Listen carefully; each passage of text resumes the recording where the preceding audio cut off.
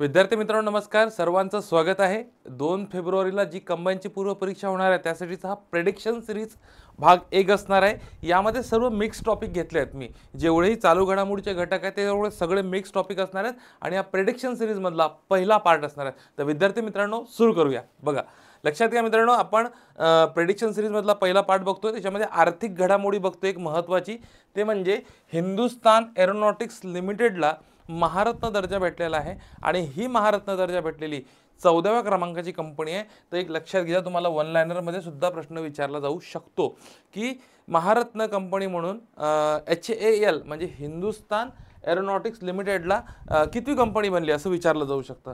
मग आता लक्षात घ्या, 12 ऑक्टोबर 2024 ची तारीख लक्षात असू द्या, या तारखेला हा दर्जा देण्यात आलेला आहे। तसंच 14वी कंपनी आणि आत्ता लक्षात घ्या, तुम्हाला आर्थिक घडामोडी किंवा अर्थव्यवस्थेमध्ये तुम्ही शिकला असाल ना की मिनिरत्न कंपनी, नवरत्न कंपनी, महारत्न कंपनी याचं स्टॅटिक तुम्ही बघितलं असेल, ठीक आहे। मग तसंच ह्या दर्जा कधीपासून सुरू झाला, तर महारत्न कंपनीचा दर्जा देण्यास सुरुवात झाली 2010 पासून आणि नवरत्न आणि मिनिरत्न या कंपन्यांचा दर्जा 1997 पासून देण्यात येतो। मग आता केंद्रीय सार्वजनिक उद्योजक जे असतात, केंद्रीय सार्वजनिक उद्योजक असतात, यांच्या यशावर अवलंबून महारत्न, नवरत्न आणि मिनिरत्न दर्जा दिले जातात। मग आत्ता लक्षात असू द्या तुम्हाला की महारत्नसाठी कोणते निकष आहे। तुम्हाला एखाद्या कंपनीला जर महारत्न दर्जा पाहिजे असेल तर कोणते निकष आहे, तर आपण लक्षात असू द्या। याला ना लक्षात असल्याचे निकष जर पाहिले तर नवरत्न दर्जा असणं गरजेचं आहे। काय म्हटलं मी? नवरत्न दर्जा गरजेचा आहे। त्यानंतर याची वार्षिक उलाढाल, जी मागील 3 वर्षातली वार्षिक उलाढाल हे 25,000 कोटीपेक्षा जास्त पाहिजे आणि वार्षिक निव्वळ मालमत्ता 15,000 कोटीपेक्षा जास्त पाहिजे आणि वार्षिक निव्वळ फायदा 5,000 कोटीपेक्षा जास्त पाहिजे। पण हा लक्षात घ्या, मागील 3 वर्षात दिलेला आहे, ठीक आहे। मागील 3 वर्षात वार्षिक सरासरी वार्षिक उलाढाल 25,000, मागील 3 वर्षात सरासरी वार्षिक निव्वळ मालमत्ता 15,000 आणि निव्वळ फायदा 5,000 कोटीचा असणं गरजेचं आहे। म्हणजे 25, 15 आणि 5 हे लक्षात असू द्या, ठीक आहे। हे तुम्हाला विचारलं जाऊ शकतं। त्यानंतर तुम्हाला बरेचदा प्रश्न ना जोडा लावा किंवा एखादी महारत्न कंपनी आहे तर महारत्न कंपनीची स्थापना कधी झाली तुम्हाला विचारलं जाऊ शकतं। तर लक्षात घ्या, मी तुम्हाला ज्या कंपन्या सांगतो त्या स्टार पॉईंट करून घ्या आणि त्याचे काय करा, पाठच करून घ्या, ठीक आहे। त्याची काय म्हणतो मी तुम्हाला, स्थापना म्हणजे जसं कोल इंडिया आहे, 1975 ला स्थापना झाली आहे कोल इंडिया। त्यानंतर गेल इंडिया 1984 ला स्थापना आहे। इंडियन ऑइल कॉर्पोरेशन, ठीक आहे, 1959 ला स्थापना आहे। NTPC ची स्थापना 1975 ला आहे। त्यानंतर ONGC ची स्थापना 1956 ला आहे। हा एक तुम्हाला माहित पाहिजे। आणि शेवटच्या 2 कंपन्या म्हणजे ऑइल इंडिया लिमिटेड 1959 आणि 1940 ची HAL हिंदुस्तान एरोनॉटिक्स लिमिटेड, या संस्थांच्या स्थापना तुम्हाला माहित असणं फारच गरजेचे आहे। कारण काय सांगतो, बरेचदा तुम्हाला वन लाइनर मध्ये किंवा सरळ सेवा कुठल्याही परीक्षामध्ये तुम्हाला या कंपन्यांच्या स्थापना विचारला जाऊ शकतात, ठीक आहे। चला, पुढचा आपला याच्याबद्दलचा प्रश्न आहे। या प्रश्नाचं तुम्ही मला उत्तर कमेंट बॉक्समध्ये टाकू शकता, ठीक आहे। खाली दिलेल्या माहितीचा विचार करून बिनचूक पर्याय निवडायचा आपल्याला। आता बघा, लक्षात घ्या, 2024 मध्ये हिंदुस्तान एरोनॉटिक्स लिमिटेडला महारत्न दर्जा भेटला। येस, आताच बघितलं आपण, ठीक आहे। म्हणजे हे स्टेटमेंट बरोबर आहे आपलं, ओके। महारत्न दर्जा प्राप्त ही 14वी कंपनी आहे, आताच बघितलं आपण, ही 14वी कंपनी आहे। 2023 मध्ये ऑइल इंडिया लिमिटेडला नवरत्न दर्जा नाही तर इथं महारत्न दर्जा भेटलेला आहे, महारत्न। त्याच्यामुळे हे स्टेटमेंट काय चुकलेलं आहे, हे स्टेटमेंट चुकलेलं आहे, कारण की तिला महारत्न दर्जा भेटला। मग 1997 पासून केंद्रीय सार्वजनिक उद्योगांसाठी महारत्न योजना सुरू केली, तर हे सुद्धा स्टेटमेंट चुकीचं आहे, कारण की महारत्न योजना ही 2010 पासून सुरू केली। म्हणजे हे विधान चुकलेलं आहे। म्हणजे तुम्हाला अ आणि ब तुम्हाला दिसतंय पर्याय क्रमांक 2 मध्ये अ आणि ब अशाच प्रकारे ऑप्शन कट करायचे आणि उत्तर काढायचे। बरेचदा काय होतं, एखादा प्रश्न 3 विधान आठवलं, 1 विधान आठवलं नाही तर विद्यार्थी ते सोडून देतात। तर मित्रांनो, काहीतरी 50-50 तरी तुम्हाला करता आलं पाहिजे, ठीक आहे। चला, त्यानंतर महत्त्वाचं G20 शिखर परिषद, अतिशय महत्त्वाची आहे G20 शिखर परिषद। आता याचं आयोजन हे नोव्हेंबर महिन्यात करण्यात आलं होतं। तर याचं ठिकाण माहीत पाहिजे, ब्राझील। G20 शिखर परिषद ब्राझीलला स्थापन। सिंगल लाइनर इथे सुद्धा तुम्हाला प्रश्न विचारला शकतो की G20 शिखर परिषद 2024 चे कुठे पार पडली होती, तर तुम्हाला माहीत असणं गरजेचं आहे, कुठे, ब्राझील। मग याची थीम सुद्धा विचारली जाऊ शकते, तर एक न्यायपूर्ण जग आणि एक शाश्वत ग्रह तयार करणे ही या G20 2024 ची थीम होती, लक्षात असणं गरजेचं आहे। मग आता भारतातर्फे सहभाग पंतप्रधान नरेंद्र मोदी यांनी घेतलेला होता, पंतप्रधान नरेंद्र मोदी यांचा सहभाग होता, ठीक आहे। मग आता एक थोडंसं त्याचा बॅकग्राऊंडला बघूया, ज्याला आपण स्टॅटिक म्हणतो. तर 23ची परिषद आता भारतात पार पडली होती नवी दिल्लीला. ठीक आहे, 24ची परिषद ब्राझील आणि 25ची परिषद ही दक्षिण आफ्रिका इथे पार पडणार आहे असं म्हटलेलं आहे. या जोड्या लावावर सुद्धा एकदा ना ब्रिक्सच्या ज्या परिषदा झाल्या होत्या ना, ब्रिक्सच्या परिषदा, यावर जोड्या लावावर प्रश्न विचारला गेला होता. मागील 3 ते 4 परिषदा विचारला गेला होता जोड्या लावाला. तर तुम्हाला G20च्या सुद्धा जोड्या लावावर प्रश्न विचारला जाऊ शकतात, म्हणजे 23, 24 आणि 25 लक्षात असणं गरजेचं आहे. मग आत्ता बघा G20 बद्दल 1999ला या G20 गट आहे याची स्थापना झाली. आता याला G21 म्हणून ओळखला जाणार आहे, लक्षात घ्या. हे तुम्हाला माहित असणं पाहिजे. 2024च्या शिखर परिषदेतून G21 ओळखलं जाणार आहे, कारण की याच्यामध्ये आता 19 देश आणि 2 संस्थांचा समावेश असल्यामुळे त्याला G21 म्हणून ओळखलं जाणार आहे. चला पुढे चला. त्यानंतर खालील माहितीचा विचार करा. पुन्हा प्रश्नाला मी प्रश्न का घेतोय, कारण की प्रश्न फार महत्त्वाचे आहे. तुम्ही जर फक्त वाचण्याचा वाचत राहत असाल तर तुम्हाला सांगतो, तुम्हाला प्रश्न सॉल्व्ह करायला तुमची बुद्धीच काम करत नाही. म्हणजे काय होतं, वाचत जाता पण सरावला आपण कुठेतरी कमी पडतो, पण त्यामुळे कुठल्या तरी विषयामध्ये आपल्याला मार्क कमी येतात. ठीक आहे, तर सराव महत्त्वाचा आहे, लक्षात घ्या. अचूक विधान निवडा असं म्हटलेलं आहे. G20 संघटनेची शिखर परिषद 2024 ब्राझील या ठिकाणी पार पडली. बरोबर आहे का, आताच बघितलं आपण. ठीक आहे, 2024च्या G20 शिखर परिषदेला इथं अमित शहा भारतातर्फे हजर होते म्हणते. तर हे विधान चुकलेलं आहे, कारण की आताच पाहिलं PM नरेंद्र मोदी हजर होते. ठीक आहे, नरेंद्र मोदी हजर होते, त्यामुळे हे विधान चुकलेलं आहे. मग आता या परिषदेची थीम आताच बघितलं, एक न्यायपूर्ण जग आणि शाश्वत ग्रह तयार करणे. आणि 2023ची ही शिखर परिषद भारतात पार पडली होती हे सांगितलं. मग मला आता कमेंट बॉक्समध्ये टाका की 2025ची G20, आता G20 त्याला G21 म्हणणार आहे, तर G21ची परिषद कुठे पार पडणार आहे मला कमेंट बॉक्समध्ये टाका. आणि कोणत्या जिल्ह्यामधून तुम्ही हा व्हिडिओ बघताय ते सुद्धा मला प्लीज कमेंट बॉक्समध्ये टाका. ठीक आहे, तर याचं उत्तर तुम्हाला काय येईल, ब कटलं म्हणजे अ, क आणि ड उत्तर बरोबर येईल. अ, क, ड पाहिलं तर पर्याय क्रमांक तुम्हाला काय दिसतो, 1 बरोबर दिसतो. त्यानंतर बघा, लक्षात घ्या, महत्वाचा आहे 1 नंबर आर्थिक घडामोडी संदर्भातला मुद्दा आहे. बरेचदा याच्यावर प्रश्न विचारलेले दिसतात. आर्थिक घडामोडी संदर्भातला मुद्दा आहे मनरेगा. ठीक आहे, मनरेगाच्या संदर्भातला मुद्दा आहे. महात्मा गांधी रोजगार हमी योजनाच्या मजुरी दरात वाढ झाली आहे, त्यामुळे तुम्हाला 100% यावर प्रश्न विचारणार. त्यामुळे याच्यामधलं नेमकं काय करायचं आहे लक्षात घ्या. म्हणजे तुम्ही सरळ सेवेची तयारी करा, कंबाईनची करा, राज्यसेवेची करा, यावर प्रश्न दिसेल तुम्हाला. ठीक आहे, 2024-25 मध्ये केंद्र सरकारने, म्हणजे या वर्षासाठी केंद्र सरकारने मनरेगा म्हणजे महात्मा गांधी रोजगार हमी योजनेच्या कामगारांच्या मजुरी दरात वाढ केली आणि हे 3 ते 10% दरम्यान केलेली आहे. मग इथे तुम्हाला 2 गोष्टी महत्त्वाच्या आहे, सॉरी 3. एक म्हणजे सर्वाधिक वाढ कुठे आहे, सर्वात कमी कुठे आहे, आणि महाराष्ट्रामध्ये मजुरी दर नेमका कुठे आहे. जेव्हाही मनरेगाच्या मजुरी दरात वाढ होते तेव्हा त्यावर प्रश्न असतो की महाराष्ट्रामध्ये महात्मा गांधी रोजगार हमी योजनेचा करंटली आत्ता चालू वर्षामध्ये किती रोजगार आहे, म्हणजे किती रुपये रोजगार देण्यात येतो, असा प्रश्न विचारला गेलेला आहे बरेचदा. तर लक्षात घ्या, 1 एप्रिल 2024 पासून हे जे नवीन दर लागू केलेले दर जाहीर झालेले आहेत हे लागू झालेले आहेत. 2024-25 मध्ये हरियाणा, लक्षात घ्या, हरियाणामध्ये 374 रुपये मजुरी दर आहे. हा सर्वाधिक मजुरी दर आहे 374. मग अरुणाचल प्रदेश आणि नागालँडचा विचार केला तर हे सर्वात कमी मजुरी दर दिसतात, तर 234 रुपये तुम्हाला मजुरी दर दिसते.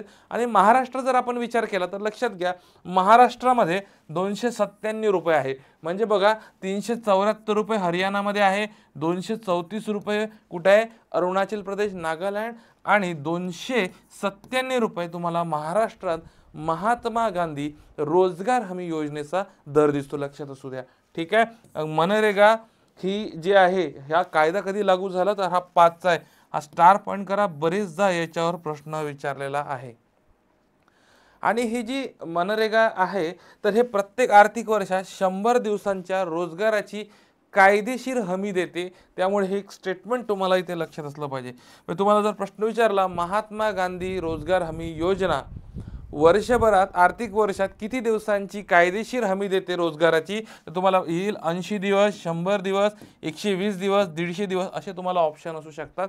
हा तुम्हाला वन लाइनरमध्ये सुद्धा प्रश्न विचारला जाऊ शकतो, त्यामुळे महत्त्वाचं आहे. ठीक आहे, मग आता पुढे बघा, या संदर्भातलाच प्रश्न घेतला आहे मी तुम्हाला.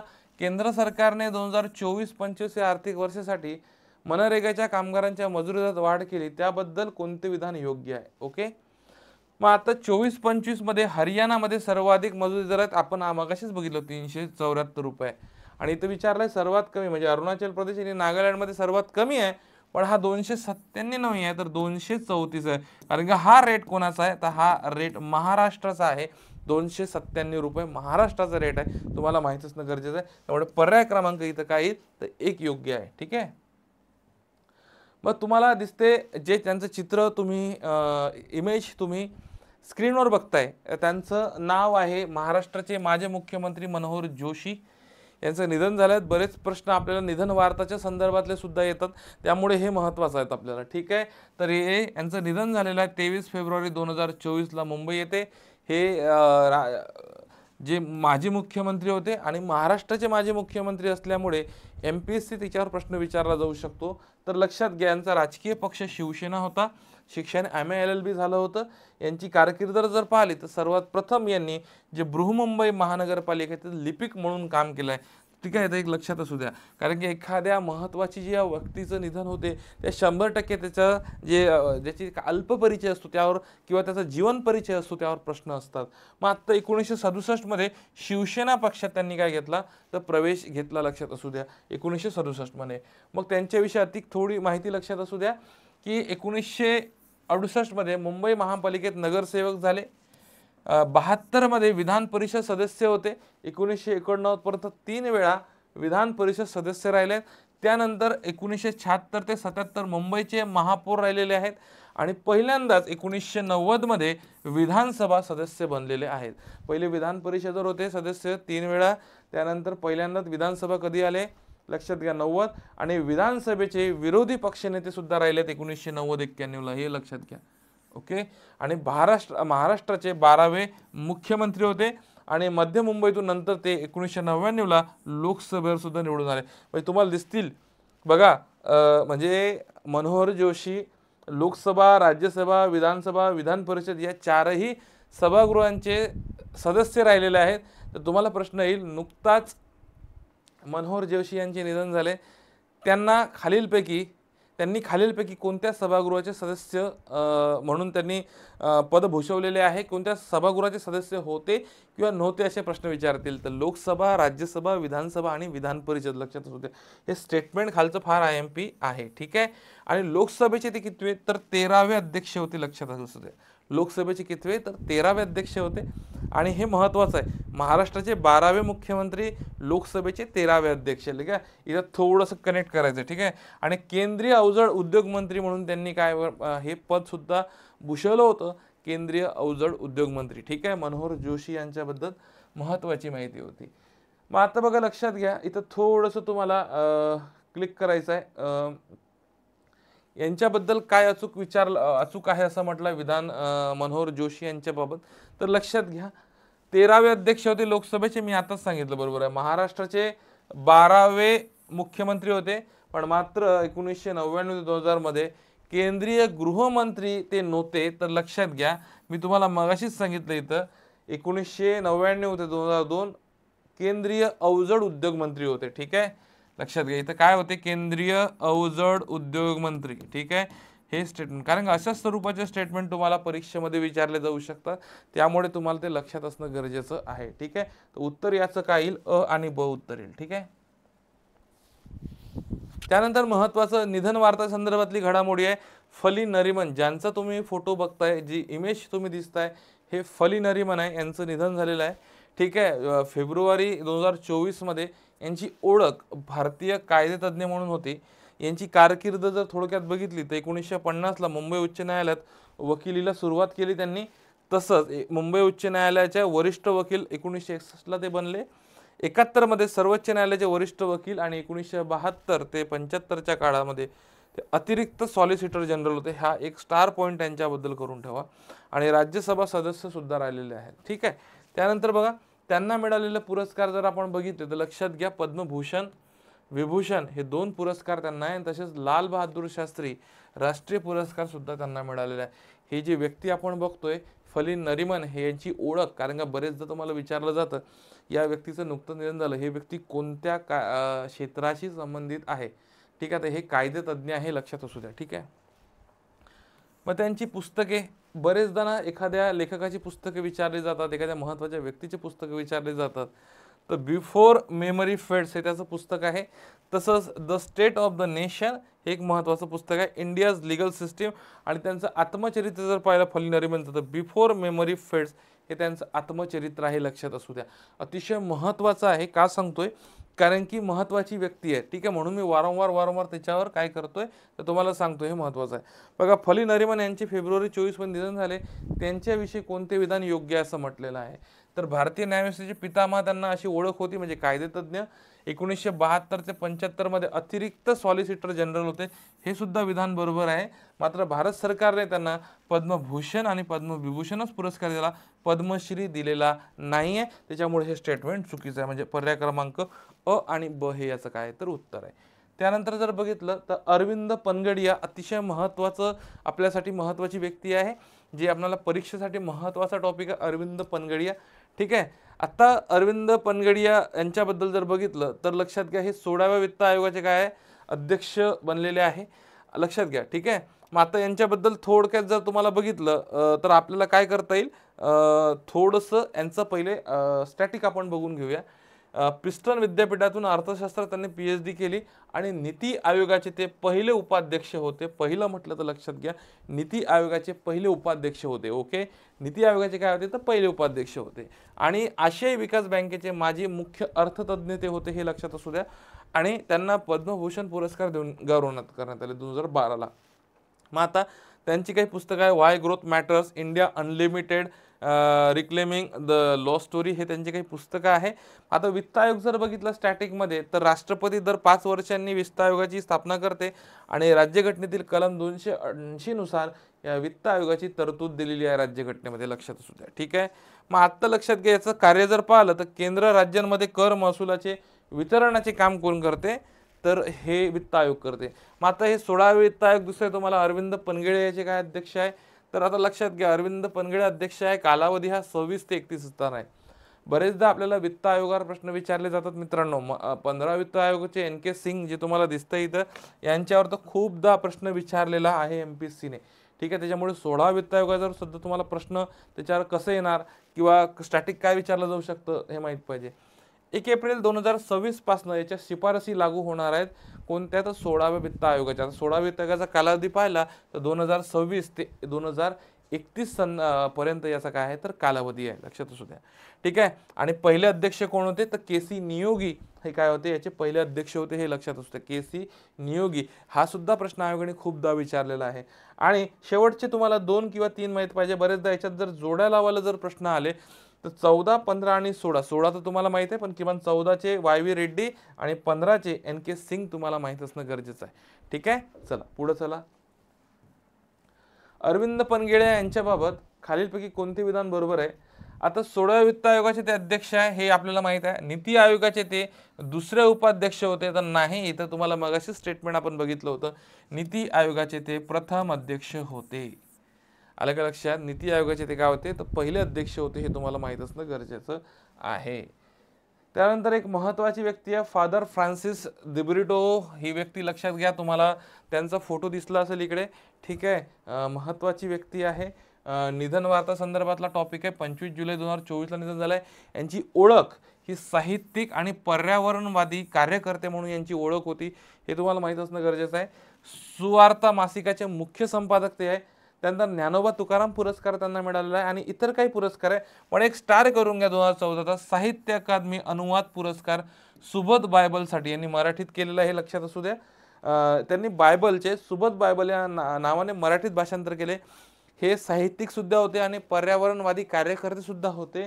कोण तर फादर फ्रान्सिस दिब्रिटो, हे लक्षात असू द्या, ठीक आहे. आणि त्यांचे काही साहित्य संपदा आहे. आणि अजून एक महत्त्वाचं आहे की धाराशिव उस्मानाबाद 2020 मध्ये झालेल्या 93व्या अखिल भारतीय मराठी साहित्य संमेलनाचे ते काय होते अध्यक्ष होते, हे सुद्धा तुम्हाला विचारलं जाऊ शकतं, तर व्यवस्थित करून घ्यायचं मित्रांनो, ठीक आहे.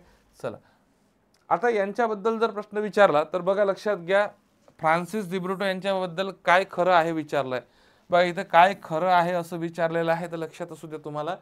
साहित्यिक आणि पर्यावरणवादी कार्यकर्ते म्हणून त्यांची ओळख होती, महत्वाचं आहे. आताच बघितलं आपण 2013चा ज्ञानोबा तुकाराम पुरस्कार त्यांना मिळाला, हे सुद्धा बघितलं आहे. आणि 93व्या अखिल भारतीय नाट्य संमेलनाचे अध्यक्ष होते.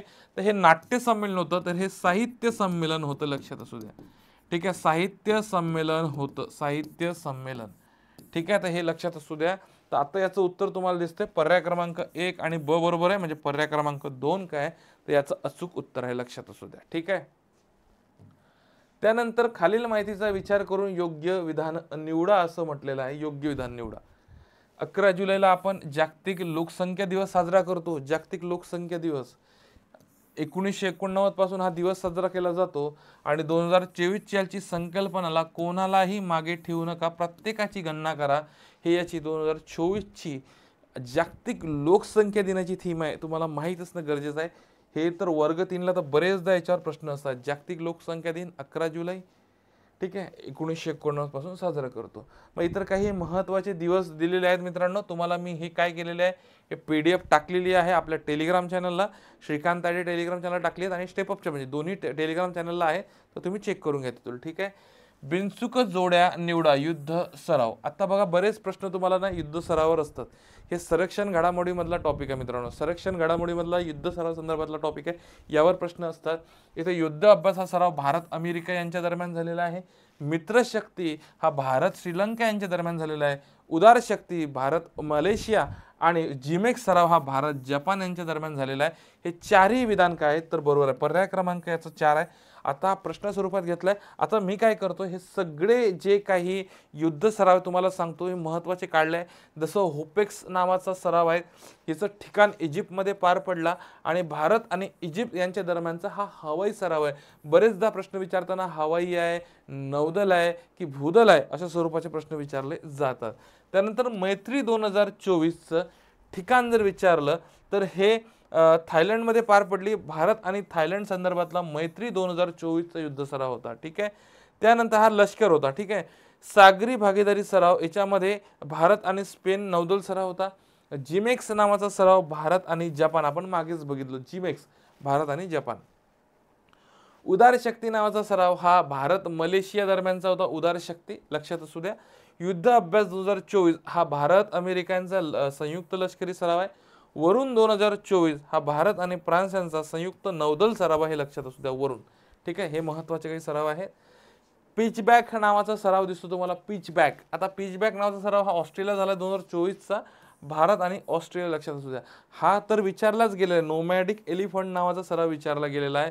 भारत आणि मंगोलिया यांचा संयुक्त सराव आहे. हा प्रश्न अगोदरच विचारला गेला आहे आयोगाने. ठीक आहे. मित्रशक्ती, आता मित्रशक्ती हा भारत श्रीलंका यांच्या दरम्यान झालेला आहे. मित्रशक्ती भारत श्रीलंका, यावर तुम्हाला लक्षात घ्या मित्रांनो, हा मित्रशक्ती नोमॅडिक एलिफंट हा प्रश्न खूपदा विचारला गेलेला आहे. त्यानंतर महत्त्वाचं म्हणजे आपण आता निधन वार्तावर एक महत्त्वाची व्यक्ती बघतोय, ते म्हणजे के नटवर सिंह यांच्याबाबत बघतो. अतिशय महत्त्वाचं आहे.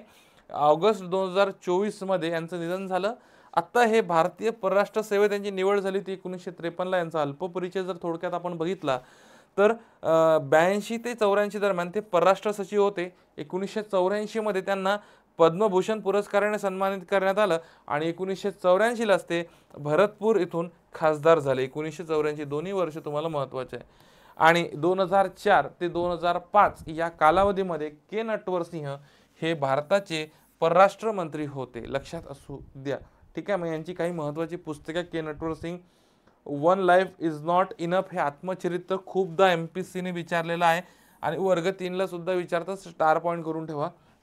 माय चायना डायरी 1956 ते 68 आणि the legacy of Nehru memorial tribute, महत्त्वाचं महत्त्वाचं पुस्तक आहे त्यांचं गाजलेल्यापैकी. तर हे तिन्ही पुस्तकं लक्षात असू द्या आणि त्यांचं आत्मचरित्र सुद्धा लक्षात असणं गरजेचं आहे. कुठलं? One life is not enough, हे महत्त्वाचं आहे. के नटवर सिंह यांच्याबद्दल बघितलं आपण. आता बघा, नटवर सिंह यांच्याबद्दल बघतोय. 2004-5 मध्ये परराष्ट्र मंत्री होते. पद्मभूषण 1984ला दिला आणि one life is not enough हे आत्मचरित्र होते. आता हे तिन्ही पर्याय काय तर बरोबर आहेत. पर्याय क्रमांक 4. आत्ता हा एक आर्थिक घडामोडी संदर्भातला महत्त्वाचा पर्याय आहे. आर्थिक घडामोडी संदर्भातला हा विचारतोय की 2023-24 मध्ये भारताचा सर्वात मोठा व्यापारी भागीदारी देश चीन आहे म्हणते. आलं का लक्षात? व्यापारी भागीदारी देश चीन आहे आणि 2022-23 मध्ये अमेरिका भारताचा सर्वात मोठा व्यापारी भागीदारी देश होता म्हणते. आलं का तुमचं लक्षात? 23-24 मध्ये चीन आहे सर्वात मोठा भारताचा व्यापारी भागीदारी देश आणि 22-23 मध्ये अमेरिका होता म्हणते. तर दोन्ही स्टेटमेंट लक्षात घ्या. मागच्या वर्षी 23-24 चा विचार केला तर चीन हा सर्वात मोठा व्यापारी भागीदारी देश होता आणि मागचा विचार केला त्याच्यात तर अमेरिका होता. दोन्ही पर्याय बरोबर आहे. तर याचं थोडंसं ॲनालिसिस सांगतो मी, लक्षात घ्या. यांच्यामध्ये फक्त 0.1चाच फरक आहे. म्हणजे चीननी 118.4 अब्ज डॉलरचा व्यापार झाला चीनसोबत आणि अमेरिकेसोबत 118.3चा व्यापार आणि 118.4चा व्यापार झालेला आहे. मित्रांनो लक्षात घ्या, 118.4 आणि 118.3 तुम्हाला लक्षात असणं गरजेचं आहे. ठीक आहे, चला. मग हा संरक्षण घडामोडी किंवा शस्त्रास्त्र सर्वाधिक आयात करणारे देश आणि शस्त्रास्त्र सर्वात निर्यात करणारे देशांची ही याला काय म्हणतात अहवाल आहे.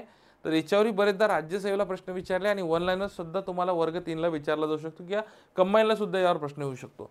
सर्वाधिक शस्त्रास्त्र आयात करणाऱ्या देशमध्ये भारत 1 नंबरला आहे. पहिले सौदी अरेबिया होता आणि जिथं भारत 1 नंबरला तिथं प्रश्न विचारला जाऊ शकतो. ठीक आहे, सौदी अरेबिया लक्षात असू द्या. सौदी अरेबिया आपल्याला लक्षात असणं पाहिजे की सौदी अरेबिया 2 नंबरला आहे. पहिले सौदी अरेबिया 1 नंबरला होता आणि आता भारत 1 नंबरला आहे. ठीक आहे, मग कतार 3 नंबरला. पहिले 3 देश तुम्हाला माहित पाहिजे हे आयातीमध्ये आहे, सर्वाधिक शस्त्रास्त्र आयात करताय.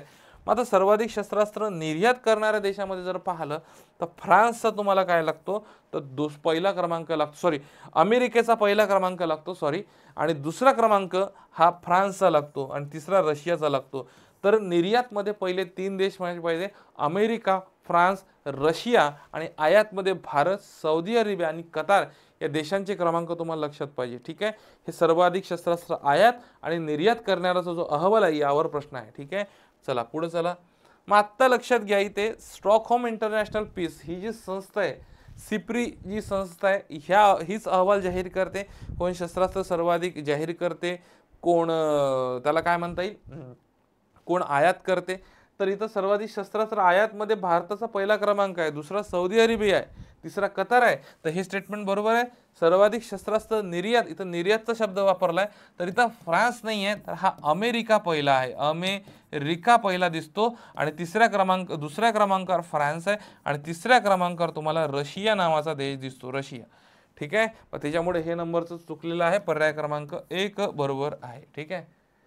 अग्नि प्राईम संरक्षण घडामोडी संदर्भातला आहे. अग्नि प्राईमची नुकतीच यशस्वी चाचणी झाली, अग्नि-P. ठीक आहे, तर खालीलपैकी चाचणी करण्यात आली ते कोणत्या प्रकारचे क्षेपणास्त्र आहे असं विचारलेलं आहे. अग्नि-P कोणत्या प्रकारचे क्षेपणास्त्र आहे असं विचारलेलं आहे. तर तुम्हाला माहित पाहिजे जमिनीवर मारा करणारे क्षेपणास्त्र आहे की जमिनीवरून हवेत मारा करणारे क्षेपणास्त्र आहे की हवेतून जमिनीवर मारा करणारे क्षेपणास्त्र आहे. तर यापैकी नाही.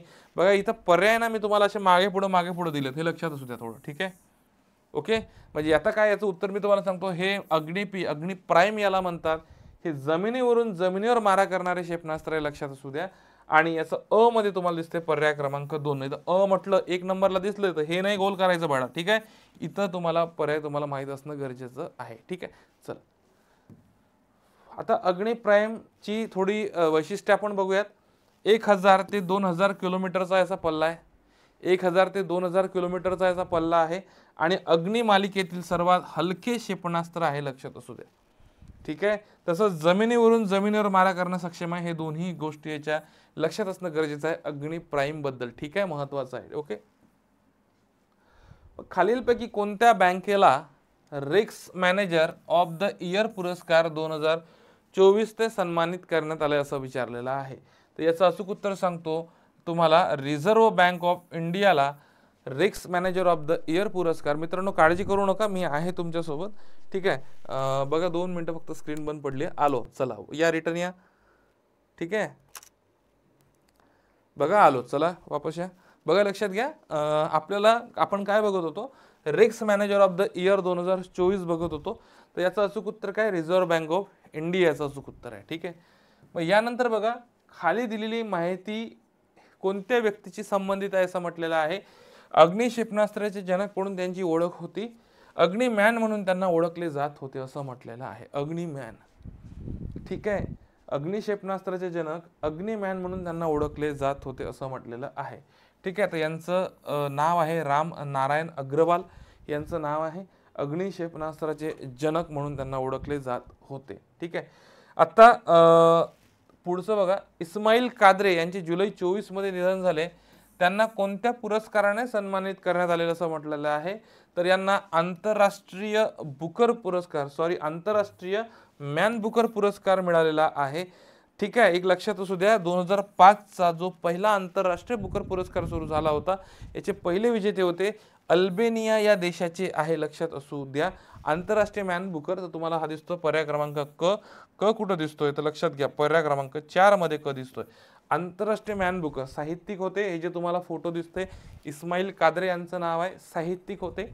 आणि साहित्यिक म्हटलं की ते आपल्या स्पर्धा परीक्षेसाठी हा महत्त्वाचा टॉपिक असतो. ठीक आहे, चला. जागतिक गुंतवणूक अहवाल 2024 आपण बघतोय. तर याच्यामध्ये हा अहवाल जाहीर करणारी संस्था हे अनकड आहे, UN conference on trade and development नावाची संस्था आहे. आणि FDIचा जर विचार केला तर पहिल्या क्रमांकावर तुम्हाला अमेरिका दिसेल, $311 अब्ज. आणि भारताचा क्रमांक 15व्या क्रमांकावर भारत आहे, $28 अब्ज. ठीक आहे, सर्वाधिक FDI प्राप्त करणारे देशांचे हे क्रम आहेत, जागतिक गुंतवणूक अहवाल आहे. ठीक आहे, पहिला अमेरिका आहे, भारताचा क्रमांक विचारला तर 15, आणि तुम्हाला दुसरा विचारला तर चीन लक्षात असू द्या. ठीक आहे, जागतिक व्यापार संघटना मंत्री परिषद, आता हे सुद्धा महत्वाची आहे. हे ठिकाण अबुधाबीला पार पडली, UAE ला.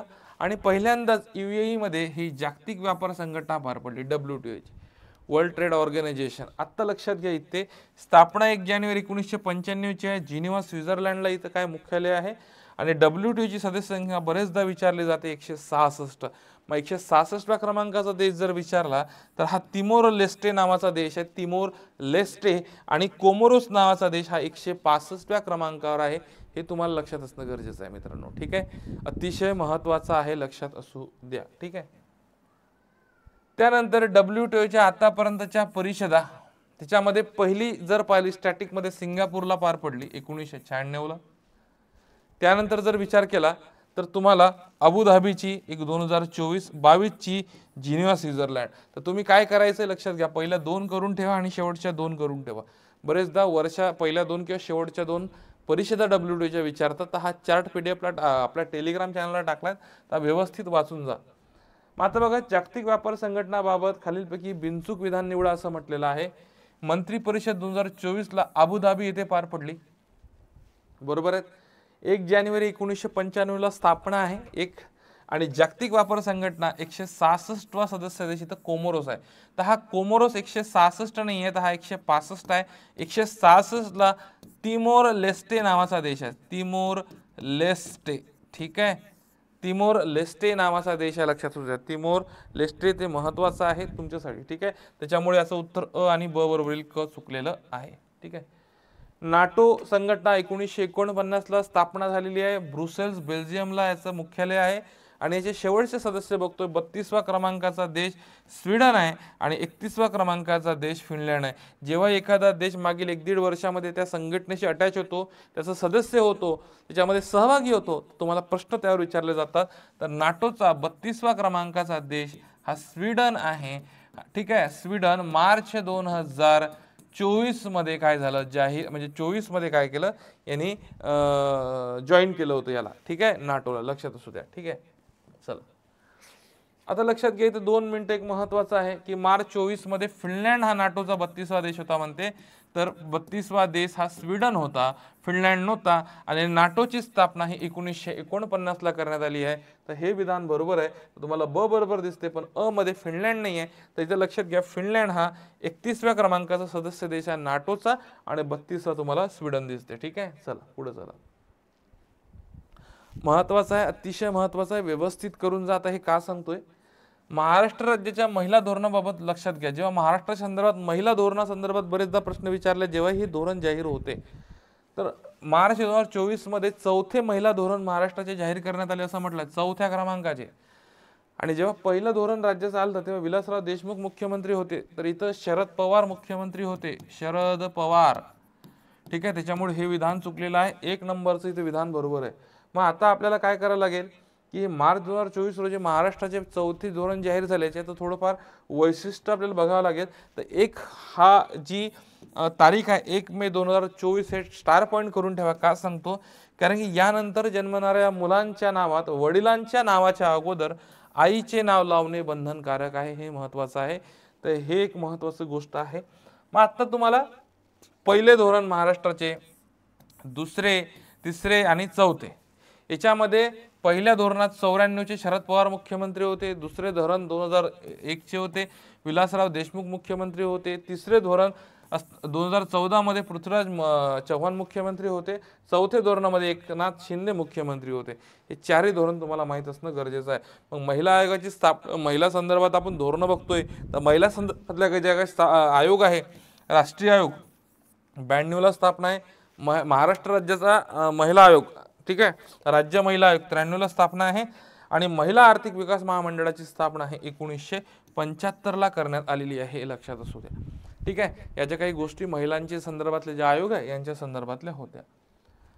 मग आता लक्षात घ्या, एक थोडंसं तृतीयपंथीयांसंदर्भातला एक धोरण आहे, महाराष्ट्र राज्याचं पहिलंच धोरण आहे, त्यामुळे प्रश्न इथं थोडं विचारला जाऊ शकतो. 11 मार्च 2024 रोजी महाराष्ट्र राज्याच्या तृतीयपंथीयांसाठीचे धोरण 2024ला मान्यता दिली. तृतीयपंथीयांसाठी राज्यातले हे पहिलेच धोरण होते असं म्हटलेलं आहे. आणि 2011च्या जनगणनेनुसार राज्यात तृतीयपंथीय लोकसंख्या ही 40,891 आहे असं म्हटलेलं आहे. आलं का लक्षात? तृतीयपंथीयांची लोकसंख्या ही 40,891 असं म्हटलं आहे. मग त्याच्यामुळे हे चारही पर्याय बरोबर आहे, तिन्ही पर्याय बरोबर आहे, पर्याय क्रमांक 1 बरोबर आहे. प्रजासत्ताक दिन 2024 बाबत खालीलपैकी विधाने योग्य आहे. कोणती विधाने योग्य आहे? तर फ्रान्सचे राष्ट्राध्यक्ष इमॅन्युअल मॅक्रोन प्रमुख पाहुणे म्हणून उपस्थित होते, हे बरोबर आहे 24 साली. मात्र इथं गुजरात राज्याच्या चित्ररथाला प्रथम क्रमांकाने मिळाला, तर हा ओडिसाचा चित्ररथ होता, ओडिसा. ठीक आहे, ओडिसाचा होता, त्याच्यामुळे पर्याय क्रमांक 1 बरोबर आहे. ठीक आहे, प्रजासत्ताक दिन आता 25चा साजरा करतोय आपण. आता 24 बाबत बघतोय, कारण का मागच्या वर्षातलं बघायचं आहे. तर 2025च्या जे आत्ता प्रजासत्ताक दिन जो 26 जानेवारी आपण साजरा करणार आहे, त्याचे प्रमुख पाहुणे कोण असणार आहेत, तर मला कमेंट बॉक्समध्ये टाका. आणि महाराष्ट्राचा कुठला चित्ररथ असणार आहे, त्याची थीम काय असणार आहे, हे सुद्धा तुम्ही मला काय टाका, तर कमेंट बॉक्समध्ये टाका. ठीक आहे, 26 जानेवारी 24ला 75वा प्रजासत्ताक दिन साजरा केला. कर्तव्यपथावर प्रमुख पाहुणे फ्रान्सचे राष्ट्राध्यक्ष इमॅन्युअल मॅक्रोन होते. ठीक आहे, आणि इमॅन्युअल मॅक्रोन हे फ्रान्सचे 6वे नेते होते जे उपस्थित होते. आणि हे जर बघितलं तर लक्षात घ्या, इथे तुम्हाला सांगितलं की पहिला क्रमांक चित्ररथ ओडिसाचा होता. अखिल भारतीय मराठी साहित्य संमेलन जर बघितलं, 97व्या क्रमांकाचे हे फेब्रुवारी 2024 मध्ये अमळनेर येथे पार पडले. आणि अमळनेर मध्ये होणारे हे दुसरे संमेलन, तर जळगाव जिल्ह्यात होणारे हे चौथे संमेलन होते. याचे अध्यक्ष तुम्हाला माहित पाहिजे, डॉक्टर रवींद्र शोभणे. आणि याच्या उद्घाटक ह्या लोकसभेच्या माजी अध्यक्ष होत्या सुमित्रा महाजन. या 2-4 गोष्टी तुम्हाला माहित असणं गरजेचं आहे. ठीक आहे, चला.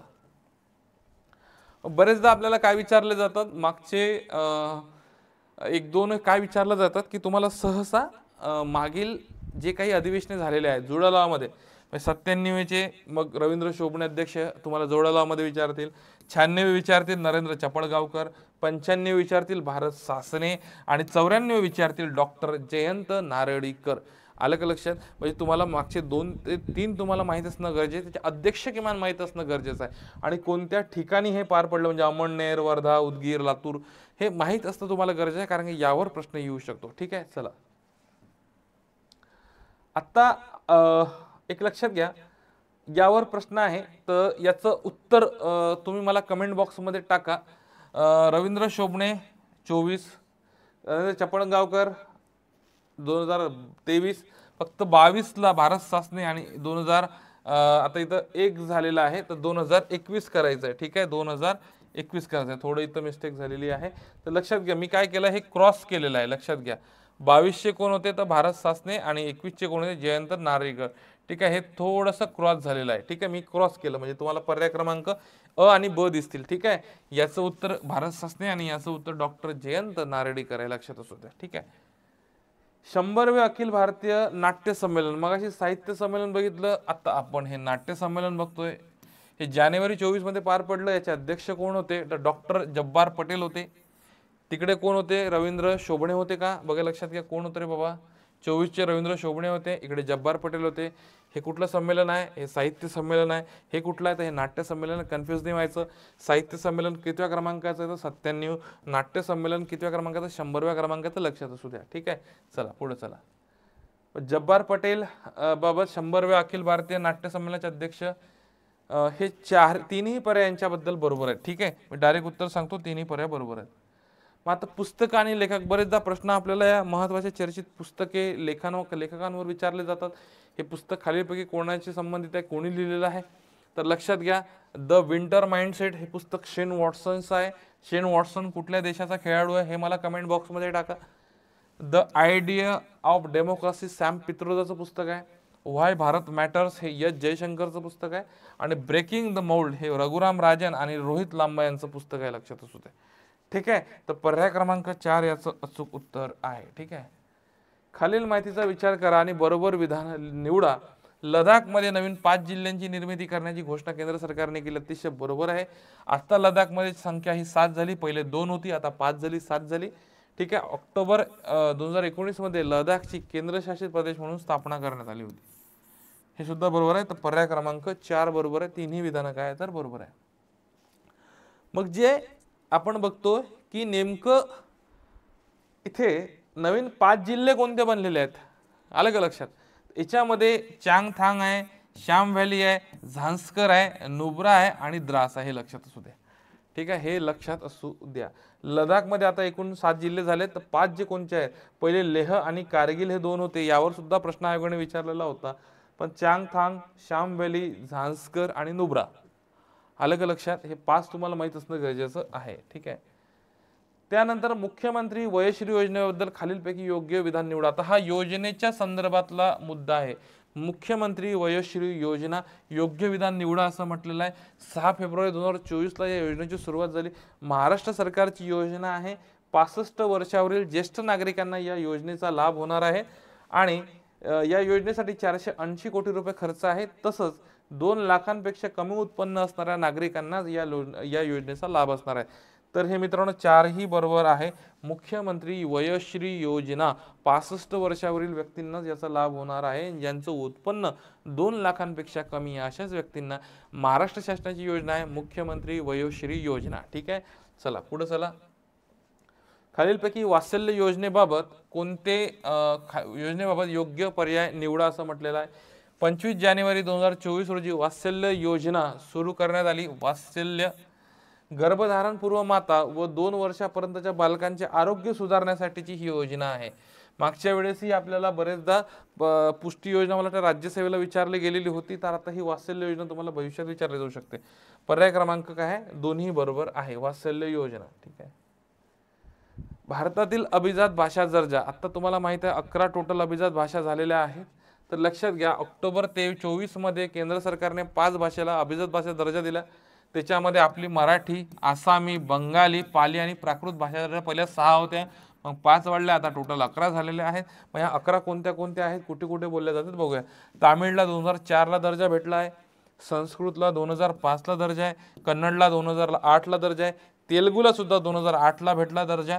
तसंच आता मल्याळमला 2023 मध्ये दर्जा भेटला होता, ओडिसा 14 आणि हे मराठी, पाली, प्राकृत, आसामी, बंगालीला 2024 मध्ये 5 भाषांचा दर्जा भेटलेला आहे. लक्षात असू द्या. ठीक आहे, चला आता एक महत्वाचं आहे, संरक्षण घडामोडी संदर्भातलंच आहे. IMP करा. INS संध्याक संदर्भात योग्य विधाने विचारात घ्या असं म्हटलंय.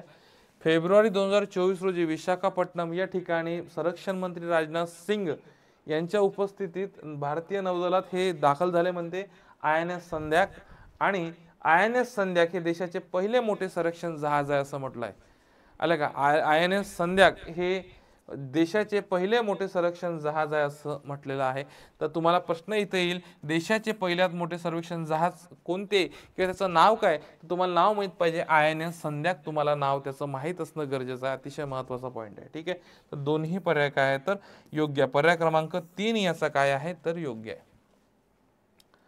मग खाली दिलेल्या माहितीचा विचार करून अयोग्य पर्याय निवडा असं म्हटलेलं आहे. अयोग्य पर्याय, प्रधानमंत्री मत्स्य किसान समृद्धी योजनेमध्ये 23-24 ते 26-27 या वर्षाच्या कालावधीत 6000 कोटींपेक्षा अधिक गुंतवणूक केली जाणार आहे. कशामध्ये? प्रधानमंत्री मत्स्य किसान समृद्धी योजनेमध्ये. ठीक आहे, ही योजना प्रधानमंत्री मत्स्य संपदा योजनेअंतर्गत एक केंद्रीय क्षेत्र उपयोजना आहे असं म्हटलंय. तर एकही अयोग्य नाही आहे. तर हे दोन्ही काय आहेत तर बरोबर आहे. दोन्ही विधानं बरोबर आहे, अयोग्य कुठलंच नाही. प्रधानमंत्री सूर्यघर मुफ्त बिजली योजना हे लक्षात असू द्या, याचं विधान लक्षात असू द्या.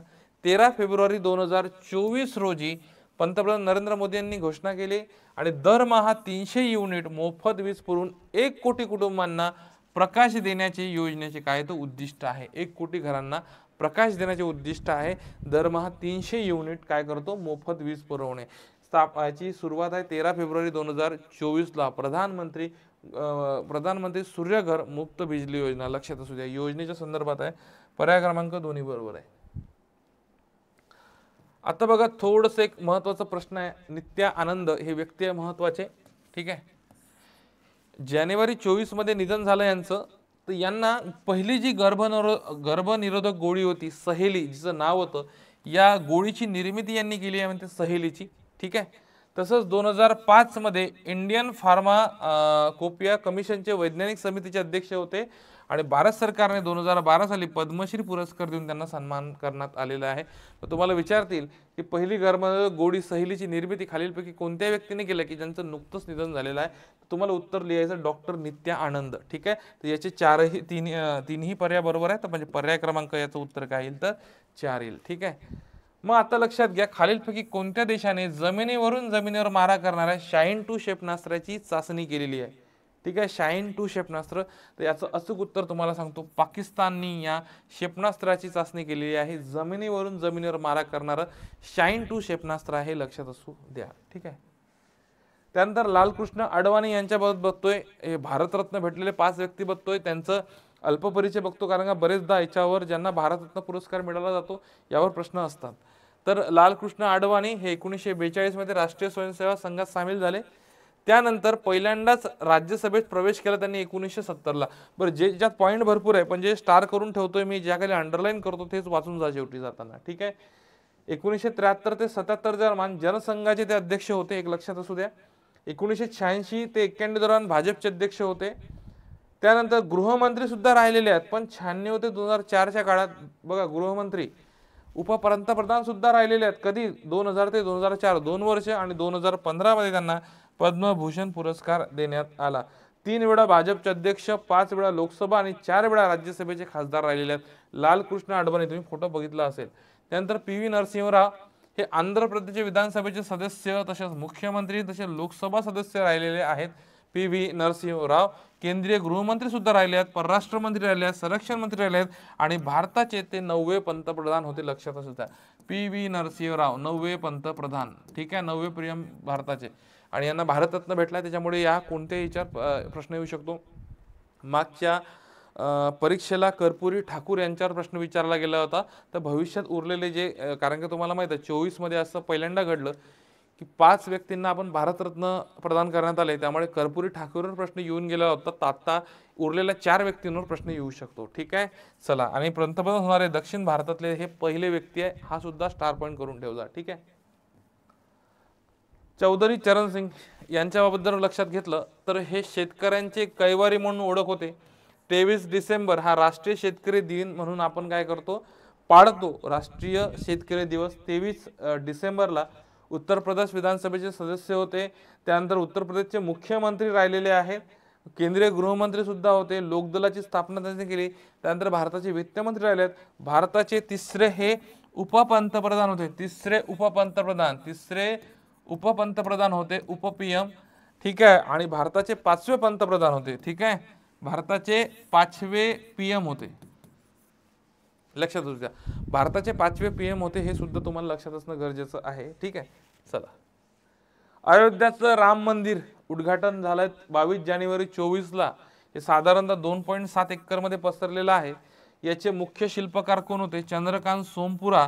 आणि नगर शैलीमध्ये हे राम मंदिर बांधलेलं आहे. म्हणजे तुम्ही जर समजा इकडे समजा पाहिलं साऊथ कडचे आणि इकडे नॉर्थ कडचे, तर इकडचे मंदिर हे तुम्हाला नगर शैलीमध्ये दिसतील. म्हणजे जसं भारत देश आहे असा असा असा असा. तर खालचे जे मंदिर आहेत हे द्राविड शैलीमध्ये बांधले जाते आणि वरचे जे नॉर्थ कडचे आहे तर ते तुम्हाला कसे दिसतात, दक्षिण उत्तर, म्हणजे उत्तरेकडचे तुम्हाला दिसतील कसे तर नगर शैलीमध्ये, आणि तुम्हाला खालचे म्हणजे दक्षिणेकडचे दिसतील हे द्राविड शैलीमध्ये. मंदिरांचे आकार जे असतात ते द्राविड शैलीमध्ये आहे आणि वरचे जर पाहिले तर हे नगर शैलीमध्ये आहे, ठीक आहे. आणि हे मंदिर शरयू नदीच्या किनारी आहे, लक्षात असू द्या. ठीक आहे. आणि रामलल्लाची जी मूर्ती ज्यांनी बनवली आहे त्यांचं नाव लक्षात घ्या, शिल्पकार अरुण योगीराज, हे तुम्हाला नाव लक्षात असणं गरजेचं आहे. ठीक आहे. मग आता लक्षात घ्या, खालीलपैकी कोणत्या राज्य सरकारने इयत्ता 7वीच्या शालेय पाठ्यपुस्तकामध्ये AI म्हणजे आर्टिफिशियल इंटेलिजन्सचा समावेश करण्यात आलेला आहे अभ्यासक्रमाचा? त्याचं उत्तर आहे केरळ. केरळ राज्याने काय केलं, 7व्या वर्गाचे जे शालेय पाठ्यपुस्तक आहेत त्यात AIचा अभ्यासक्रम ऍड केला. ठीक आहे. तर हा प्रश्न तुम्हाला आर्टिफिशियल इंटेलिजन्सच्या स्वरूपात तुम्हाला विचारला जाऊ शकतो. भारत सरकारने मार्च 24 मध्ये हैतीमधून आपल्या नागरिकांना सुरक्षितपणे बाहेर काढण्यासाठी कोणते ऑपरेशन राबवले? त्याचं अचूक उत्तर तुम्हाला दिसतंय ऑपरेशन इंद्रावती तुम्हाला दिसतंय. ठीक आहे. हैतीमधून जे आपले नागरिक सुरक्षित आले तर ऑपरेशन इंद्रावती माहित पाहिजे.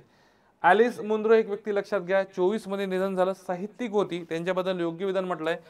13 मध्ये आंतरराष्ट्रीय मॅन बुकर भेटला आणि 9 मध्ये साहित्याचा नोबेल भेटला असं म्हटलंय. तर इथं क्रॉस केलेला आहे मी. 13 मध्ये साहित्याचा नोबेल यांना भेटला होता, 9 मध्ये आंतरराष्ट्रीय मॅन बुकर पुरस्कार भेटलेला होता. ॲलिस मुनरो महत्वाची व्यक्ती आहे, तर त्याच्यामुळे हे अयोग्य आहे, हे क्रॉस केलंय. 9 मध्ये आंतरराष्ट्रीय नोबेल आहे आणि 13 मध्ये साहित्याचा नोबेल पुरस्कार आहे, लक्षात असू द्या. त्यानंतर महत्वाचं आहे, हुडको, NFL, इरेडा या कंपन्याला एप्रिल 24 मध्ये नवरत्न दर्जा प्रदान करण्यात आला आणि केंद्र सरकारने सार्वजनिक उपक्रम असणारे महारत्न, नवरत्न, मिनरत्न असे वर्गीकरण आहे आणि 2010 पासून नवरत्न दर्जा देण्यास सुरुवात आहे. 2010 नाही आहे, तर हे 1997 पासून नवरत्न दर्जा देतो, कारण की 2010 पासून आपण महारत्न दर्जा देतो. त्याच्यामुळे अ आणि ब बरोबर आहे, पर्याय क्रमांक तुम्हाला 1 दिसतील. मगाशी आपण HAL बद्दल बघितलं होतं. ठीक आहे मित्रांनो. वर्ल्ड मायग्रेशन रिपोर्ट 2024 बाबत बघतोय. World migration report 2024.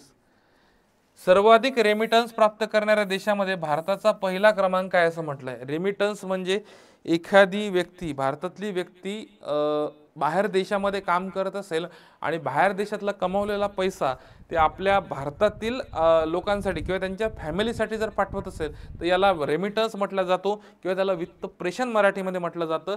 तर सर्वाधिक रेमिटन्स प्राप्त करणाऱ्या देशामध्ये भारताचा क्रमांक आहे आणि 100 अब्ज डॉलरहून अधिक रेमिटन्स प्राप्त करणारा अमेरिका पहिला देश असं म्हटलंय, पण हा अमेरिका नाही आहे, तर भारत आहे. भारत. ठीक आहे. तर त्याच्यामुळे अ नंबरचं विधान बरोबर आहे, ब नंबरचं चुकलंय, कारण की याचं उत्तर अमेरिका नाही आहे, त्याचं उत्तर भारत आहे. 100 अब्जापेक्षा जास्त रेमिटन्स भारतानंच प्राप्त केलेला आहे. तर तुम्हाला इकडे दिसतील मित्रांनो, बघा लक्षात घ्या. बघा लक्षात घ्या, भारताने 111.22 अब्ज डॉलर 2024 मधला रिपोर्ट आहे. ठीक आहे. 2 नंबरला मेक्सिको आहे, 1 नंबरला काय, पण सर्वात जास्त रेमिटन्स कोण पाठवते तर अमेरिका पाठवते. प्राप्त कोण करते तर भारत करते. पाठवते कोण, अमेरिका 1 नंबर आहे, प्राप्त कोण करते तर भारत 1 नंबर आहे, लक्षात असू द्या. भारतातले पहिले 3D प्रिंट केलेले 3D प्रिंटेड पोस्ट ऑफिस कोणत्या शहरात सुरू झालेले आहे? ठीक आहे. हे बघा 3D प्रिंटेड, तर याचं उत्तर आहे बेंगलुरू. पर्याय क्रमांक क, आणि क तुम्हाला कुठं दिसतो तर पर्याय क्रमांक 4 मध्ये क दिसतो. ठीक आहे. चला नेक्स्ट. भारतीय न्यायिक संहिता, भारतीय नागरिक संरक्षण संहिता आणि भारतीय साक्ष अधिनियम हे 3 नवीन फौजदारी कायदे देशभरात कधी लागू झाले असं म्हटलंय? तर याचं उत्तर आहे 1 जुलै 2024 ला लागू झालेले आहे. 1 जुलै 2024 ला हे लागू झालेले आहेत. भारतीय न्यायिक संहिता, भारतीय नागरिक संरक्षण संहिता, भारतीय साक्ष अधिनियम हे सगळं 1 जुलै 2024 ला नवीन 3 कायदे सुरू झालेले आहेत. आणि या कायद्या, जुन्या कायद्याचं आणि नवीन कायद्याचं नाव काय? आणि BNS अंतर्गत, भारतीय न्याय संहिता अंतर्गत पहिला गुन्हा दाखल हा मध्य प्रदेश ग्वाल्हेर येथे झालेला आहे, हे लक्षात असू द्या, कारण का वन लाइनर मध्ये प्रश्न विचारला जाऊ शकतो. याचं उत्तर आहे अ कुठे दिसतंय, पर्याय क्रमांक 3 दिसतंय, 1 जुलै 2024. मग युद्ध सराव संदर्भातल्या बिनचूक जोड्या दिसतंय. डेझर्ट स्लायकोन नावाचा युद्ध सराव भारत आणि संयुक्त अरब अमिराती संदर्भात झालेला आहे. आयुथया नावाचा सराव हा भारत थायलंड संदर्भात झाला आहे. सी डिफेंडर्स भारत अमेरिका आणि समुद्र लक्ष्मण हा भारत मलेशिया संदर्भात झालेला युद्ध सराव. त्यामुळे पर्याय क्रमांक काय तर 4 ही याचे पर्याय क्रमांक बरोबर आहे, हे लक्षात असू द्या. ठीक आहे. मग आता हे विविध देशांचे झालेले युद्ध सराव आहे. एकदा मी व्यवस्थित घेतो का, व्यवस्थित छान तुम्हाला समजून सांगतो, कारण का याच्यावर एकतरी प्रश्न दिसणार. गरुड शक्ती भारत इंडोनेशिया, सूर्यकिरण भारत नेपाळ, प्रबळ दोस्ती भारत कझाकिस्तान, समप्रीती भारत थायलंड, मैत्री भारत थायलंड, सॉरी मैत्री समप्रीती भारत बांगलादेश होता आणि मैत्री भारत थायलंड आहे. सिम्बेक्स भारत सिंगापूर आहे. वरुणा काय भारत फ्रान्स आहे. नोमॅडिक एलिफंट भारत मंगोलिया, ऑक्सिडेक्स भारत ऑस्ट्रेलिया, मित्रशक्ती भारत श्रीलंका, हे एक महत्वाचे आहेत. अजून सांगतो तुम्हाला, कोकण भारत आणि ब्रिटन संदर्भातला युद्ध सराव आहे. SLINEX Bharat Sri Lanka, Harimau Shakti Bharat Malaysia, Pitch Black Bharat Australia संदर्भातला आहे. Indra Bharat Russia, Vajra Prahar Bharat America, VINBAX Bharat Vietnam, Ajay warrior Bharat Britain आणि मिलेक्स नावाचा सराव बिमस्टेक आणि त्याचे सर्व सदस्य आणि युद्ध अभ्यास भारत आणि अमेरिका. ठीक आहे. यानंतर अजून काही सराव बघू. अल नगाह हा सुद्धा विचारलाय, भारत ओमान संदर्भात झालेला अल नगाह. मलबार नावाचा भारत अमेरिका आणि जपान, इक्विवेरिक Bharat Maldives, Bold Kurukshetra Bharat Singapore, cyclone 1 Bharat आणि इजिप्त, तर्कश नावाचा सराव भारत अमेरिका, हा थोडा आयएमपी करता तर्कशवाला, शिनू मैत्री भारत जपान, त्यानंतर फ्रिंजेक्स भारत फ्रान्स, अल मोहद अल हिंदी भारत सौदी अरेबिया, हा सुद्धा प्रश्न विचारला गेलेला आहे. अल मोहद अल हिंदी. समुद्र शक्ती भारत इंडोनेशिया, एकता भारत मालदीव, मिलेक्स नाही, हा जिमेक्स आहे भारत जपान, आणि पासेक्स नावाचा सराव हा भारत आणि सौदी अरेबिया यांच्यात झालेला आहे. हे काही महत्त्वाचे युद्ध सराव, यापैकीच कुठला तरी एक येणार आहे. व्यवस्थित हे सर्व 32-33 दिलेले आहे सर्व, हे सगळं सराव तुम्ही व्यवस्थित करून घ्या, काही काळजी करू नका, व्यवस्थित करून घ्या चांगलं. खालीलपैकी योग्य जोड्या निवडा. दिनविशेष संविधान हत्या दिन, आता हा 25 जून 2024 ला साजरा करतो. राष्ट्रीय अवकाश दिन 23 ऑगस्ट 2024 23 ऑगस्टला साजरा करतो. जागतिक ग्रामीण विकास दिन 6 जुलै 2000 लक्षात घ्या. संविधान हत्या दिन 25 जूनला साजरा करतो. राष्ट्रीय अवकाश दिन 23 ऑगस्टला साजरा करतो आणि जागतिक ग्रामीण विकास दिन 6 जुलैला. आता हा तर आयोगाने दत्तक घेतलेला प्रश्न आहे बघा. 16 सप्टेंबर. ठीक आहे. जागतिक ओझोन दिवस, तुमचा मास्तरचा बर्थडे असो त्या दिवशी. ठीक आहे. म्हणजे जसं जागतिक ओझोन दिवस म्हणजे सूर्यापासून येणारे अतिनील किरण, ठीक आहे, ओझोन थर काय करतो, त्या किरणांना अडवतो आणि तुमचं संरक्षण करतो. तसंच मी तुमचं चालू घडामोडी मार्क जाणार नाही याचं सुद्धा संरक्षण करणार आहे. ठीक आहे. चला, तर उत्तर याचा पर्याय क्रमांक 4 उत्तर आहे. स्वतःचा OTT प्लॅटफॉर्म सुरू करणारे, आता लक्षात घ्या, स्वतःचा OTT प्लॅटफॉर्म सुरू करणारे देशातले पहिले राज्य कोणते आहे, तर हे राज्य आहे केरळ. ठीक आहे. त्याचं उत्तर येईल ड, पर्याय क्रमांक 1. स्वतःचा OTT प्लॅटफॉर्म, ठीक आहे, केरळ. खालीलपैकी चांग-E6 ही कोणत्या देशाची चांद्रयान मोहीम आहे, याचं उत्तर तुम्हाला सांगतो. तर ही चीन या देशाची चांग-E6 ही चांद्रयान मोहीम आहे, लक्षात असू द्या. त्यानंतर हे काही महत्त्वाचे त्याला काय म्हणता येईल पुस्तकं आहे. ही PDF मी टेलिग्राम चॅनलला टाकली आहे, व्यवस्थित बघून घ्या. काही महत्त्वाचे सांग. इंडिया @100 KB सुब्रमण्यम, भारत के 75 महान क्रांतिकारी Bhima Singh, breaking rock and barriers Sudeep Sengupta, हे असे काही महत्त्वाचे काही काय आहे पुस्तकं आहे मागच्या वर्षभरातले, जे तुम्हाला परीक्षेला विचारले जाऊ शकतात. तर तुम्ही हे व्यवस्थित बघून घ्याल. ठीक आहे. इकडे बरंच दिलेलं आहे, आता मगाशी हेच बघितलं आपण. ठीक आहे. द विनर माइंडसेट शेन वॉटसनचं. ठीक आहे. याच्यामध्ये बरेच पुरस्कार दिले आहेत. तर हे पुस्तकं दिले आहेत, PDF मध्ये व्यवस्थित वाचून घ्या. इथे सांगितल्यापेक्षा वाचून घ्या. अलीगढ मुस्लिम विद्यापीठाच्या 104 वर्षाच्या इतिहासात प्रथमच महिलेची विद्यापीठाची कुलगुरू म्हणून निवड झाली. त्याचं नाव आहे डॉक्टर नईमा खातून गुलरेज. हे लक्षात असावे. पर्याय क्रमांक काय, तर 3 याचं उत्तर आहे. 1975 ला अलीगढ मुस्लिम विद्यापीठाची स्थापना झाली होती. ठीक आहे. चला, महत्वाचा प्रश्न आहे. 27वी राष्ट्रीय गव्हर्नर परिषद 2024 मुंबई येथे पार पडली आणि ई-गव्हर्नन्स प्रणाली राबवणारे महाराष्ट्र हे भारतातले पहिले राज्य आहे. पहिले राज्य हे महत्वाचं आहे, त्याच्यामुळे दोन्ही पर्याय काय आहे, तर इथं बरोबर आहे. 27वी राष्ट्रीय ई-गव्हर्नर परिषद कुठे पार पडली, मुंबई येथे पार पडले आणि महाराष्ट्र हे भारतातले पहिले राज्य आहे की ज्यांनी ई-गव्हर्नन्स प्रणाली राबवली आहे. ठीक आहे. चला, भारतीय नौदलाची नुकतीच पहिली महिला हेलिकॉप्टर पायलट कोण बनलेली आहे, तर लक्षात घ्या अनामिका बी राजीव. महत्वाचं पाहिजे मित्रांनो, लक्षात घ्या आहे हो मी. ठीक आहे. काही काळजी करू नका. 1-2 मिनिट आपली स्क्रीन बंद पडली, आलो. चला बघा, दिसतंय तुम्हाला, या रिटर्न बघा. अनामिका बी. अर्चना कपूर, इथं बरेच ऑप्शन दिलेले आहेत, लक्षात असू द्या. अनामिका बी राजू ही भारताची पहिली महिला हेलिकॉप्टर पायलट बनलेली आहे, लक्षात असू द्या.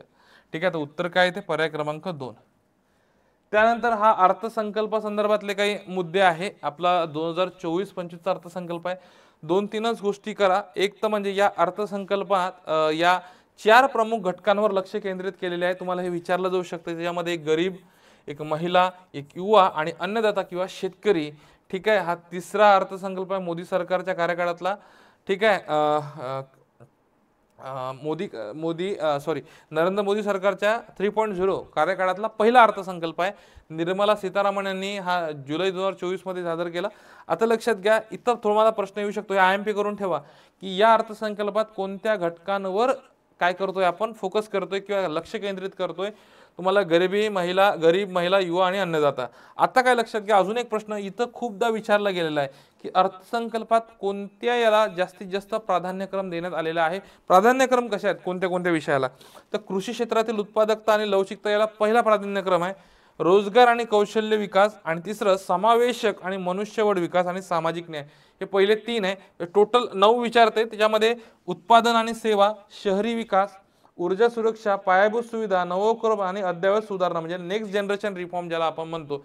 तर हे 9 विषयाला प्राधान्यक्रम असे आहेत, लक्षात घ्या.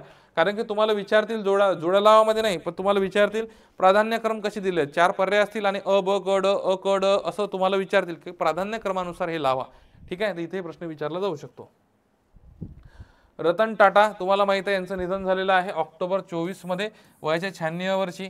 यांच्याबद्दल एक लक्षात असू द्या, यांना पद्मभूषण पुरस्कार भेटला, पद्मविभूषण, महाराष्ट्र भूषण आणि पहिला उद्योगरत्न पुरस्कार 2023 मध्ये भेटला. यांच्या संदर्भात पुरस्कारच तुम्हाला इथे महत्त्वाचे आहे. त्यानंतर दरवर्षी 16 सप्टेंबरला जागतिक ओझोन दिवस साजरा करतो आणि ओझोन दिवसाची थीम दिलेली आहे. 10 ऑक्टोबरला आपण काय करतो, आंतरराष्ट्रीय ग्रामीण महिला दिवस, आणि 15 ऑक्टोबरला मानसिक आरोग्य दिन आपण साजरा करतो. तर बघा, 10 ऑक्टोबरला आपण मानसिक आरोग्य दिन साजरा करतो आणि 15 ऑक्टोबरला आंतरराष्ट्रीय ग्रामीण महिला दिवस साजरा करतो. त्याच्यामुळे अ आणि ब इथं बरोबर आहे. ठीक आहे, पर्याय क्रमांक 1 बरोबर आहे. ठीक आहे, हा प्रश्न बरेचदा विचारलाय. मानसिक आरोग्य दिन हा 15 ऑक्टोबरला नाही तर 10 ऑक्टोबरला आहे, लक्षात असू द्या. ठीक आहे. संयुक्त राष्ट्र महासभेने 2024 हे वर्ष आंतरराष्ट्रीय वर्ष म्हणून काय केलं, जाहीर केलं. तर 2024 हे वर्ष तुम्हाला दिसतंय कॅमलिड वर्ष जाहीर केलेलं आहे, उंट वर्ष. ठीक आहे. मग इतर कुठले वर्ष आहे, 2015 मृदा वर्ष, 2023 मिलेट वर्ष, 2024 कॅमलिड आणि 2025 क्वांटम विज्ञान आणि तंत्रज्ञान हे वर्ष संयुक्त राष्ट्र संघाने काय केलं तर घोषित केलं आहे.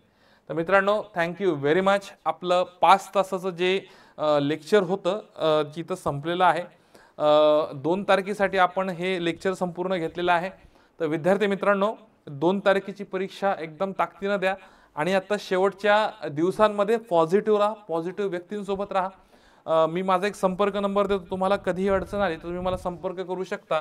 7769812010 हा माझा व्हॉट्सअप नंबर आहे. ठीक आहे. तुम्हाला आगामी परीक्षेसाठी खूप खूप शुभेच्छा. हा व्हिडिओ तुम्ही व्यवस्थित बघितला असेल आणि त्यासोबतच मी जे तुम्हाला वर्कशीट टाकलेली आहे, तुम्हाला PDF टाकली आहे, ते व्यवस्थित सॉल्व करा. ज्यांना अजूनही वर्कशीट मिळेल नसेल तर ते आमच्या टेलिग्राम चॅनल तुम्ही जॉईन करून घ्या. ठीक आहे. Thank you very much. All the very best. अभ्यास करा आणि 2 तारखेची परीक्षा एकदम पॉझिटिव्हली द्या. कारण काय आहे की इथून आता परीक्षा ज्या आहे हे पुढे डायरेक्ट नोव्हेंबरमध्ये आहेत. तर लक्षात घ्या, एकदम पॉझिटिव्ह राहा. आणि बरेचदा असं तुम्हाला असं होतं की जशी जशी परीक्षा जवळ येते तसं टेन्शन यायला लागतं, नेमकं काय होणार, काय कसं.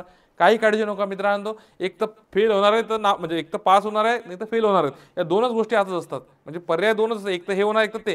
पण आपण ताकदीनं अभ्यास केलेला आहे, तर तुम्ही स्वतःवर विश्वास ठेवा आणि ताकदीनं लढा. तुम्हाला सांगतो 2 फेब्रुवारीचा दिवस हा तुमचाच असणार आहे. ठीक आहे मित्रांनो, तुम्हाला आगामी परीक्षेसाठी खूप खूप शुभेच्छा. Thank you very much. All the very best.